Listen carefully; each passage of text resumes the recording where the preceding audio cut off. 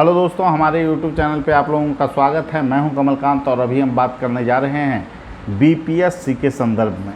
देखिए दोस्तों, BPSC 67वीं PT परीक्षा को लेकर चाहे बातें जितनी भी हो, लेकिन जो हकीकत है उससे जो है आप उसको नकार नहीं सकते हैं कि इसमें जो है कहीं ना कहीं बहुत बड़ा विवाद होने का आशंका है और इसी को लेकर छात्र काफ़ी परेशान हैं। और छात्रों के द्वारा जो आंदोलन रखा गया है कल के डेट में, हम सभी शिक्षक उसका समर्थन करते हैं और बिल्कुल जो है कि आपको वाजिब मांग है। और निश्चित रूप से दोस्तों एक ही बात आप लोगों को कहेंगे कि जो आंदोलन होना चाहिए पूर्णतः शांतिपूर्ण ढंग से होना चाहिए, संवैधानिक मापदंडों के अनुरूप होना चाहिए, चेयरमैन सर को बातें पहुंचाई जाए और निश्चित रूप से चेयरमैन सर सारी समस्या को समझकर इस डेट को आगे रखेंगे। और निश्चित रूप से अब जो एग्ज़ाम होने चाहिए वो एक ही शिफ्ट में होना चाहिए। कहीं से भी डबल शिफ्ट का जो कॉन्सेप्ट है वो तार्किक नहीं दिखाई पड़ रहा है और ऐसे में जो विज्ञापन है उसको पूर्णतः में फॉलो किया जाना चाहिए। इसीलिए आप लोगों की मांग का हम लोग पूरा समर्थन कर रहे हैं और निश्चित रूप से सभी शिक्षकों के द्वारा इसका समर्थन किया भी जाना चाहिए।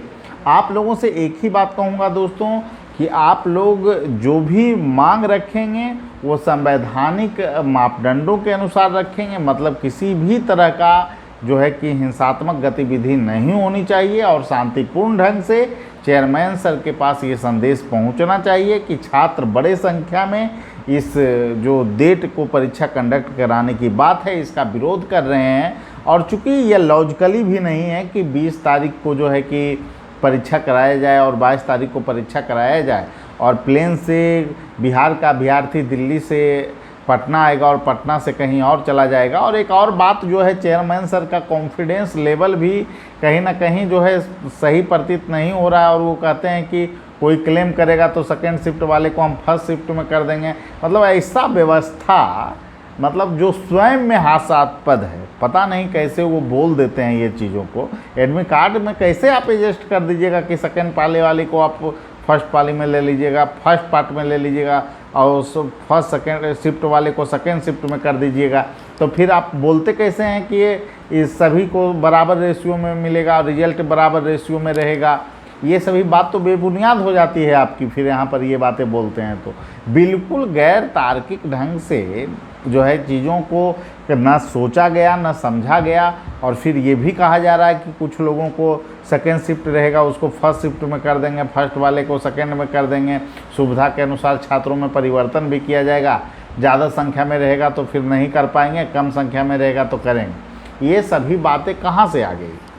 इसलिए इससे प्रतीत होता है कि चेयरमैन सर भी पूरी तरह से तैयार नहीं हैं और बिल्कुल अभी तक तो कोई निर्णय भी नहीं हुआ है। और आज मीटिंग के बाद अगर आयोग के साइट पे कुछ भी नहीं डाला गया है तो इसका सीधा तात्पर्य है कि आयोग के अंदर भी कोई समन्वय नहीं है और परीक्षा स्थिति को नहीं हो सकती है। अभी सकती है मैं लगा रहा हूँ, क्योंकि चेयरमैन सर बहुत बार बोल चुके हैं कि परीक्षा तय समय सीमा पे होगी और इसी डेट में होगी।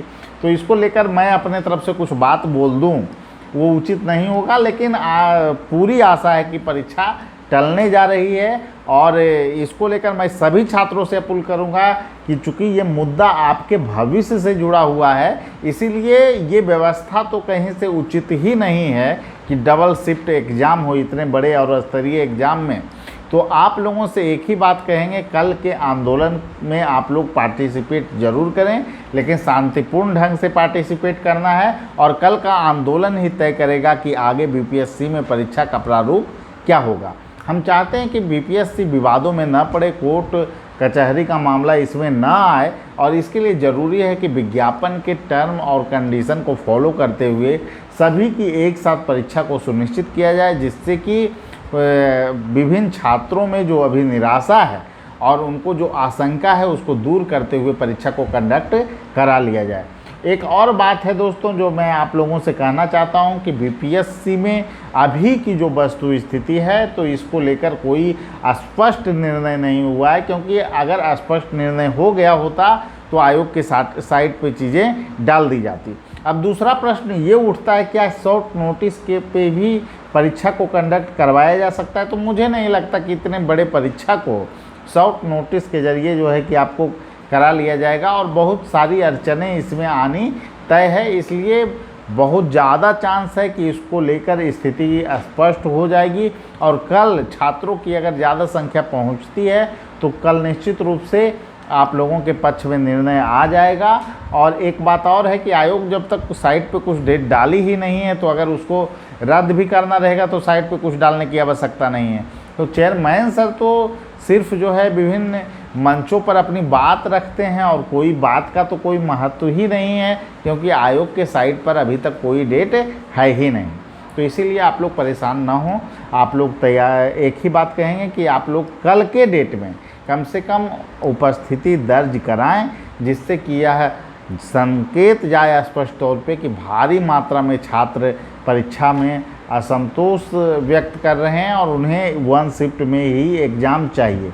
दोस्तों, चेयरमैन सर के द्वारा जब ये बात कहा जाता है कि जो है कि यूपीएससी में बीच में एग्ज़ाम हो जाएगा, तो यूपीएससी की तैयारी जो बच्चे करते हैं वो पीसीएस उनके लिए कुछ भी नहीं है, तो ये बिल्कुल ही मतलब हास्यास्पद बात है। और निश्चित रूप से मैं एक ही बात कहूँगा कि बिहार के छात्रों को मानसिक रूप से परेशान नहीं किया जाए, और जल्द से जल्द परीक्षा की जो पेपर के माध्यम से या फिर चेयरमैन सर के माध्यम से जो बातें कही जा रही है उस पर स्थिति स्पष्ट हो जाए, क्योंकि यूपीएससी के छात्र काफ़ी परेशान हैं और उन्हें समझ में नहीं आ रहा है कि परीक्षा होगा या नहीं होगा, और दोनों परीक्षा की वो तैयारी सही ढंग से नहीं कर पा रहे हैं।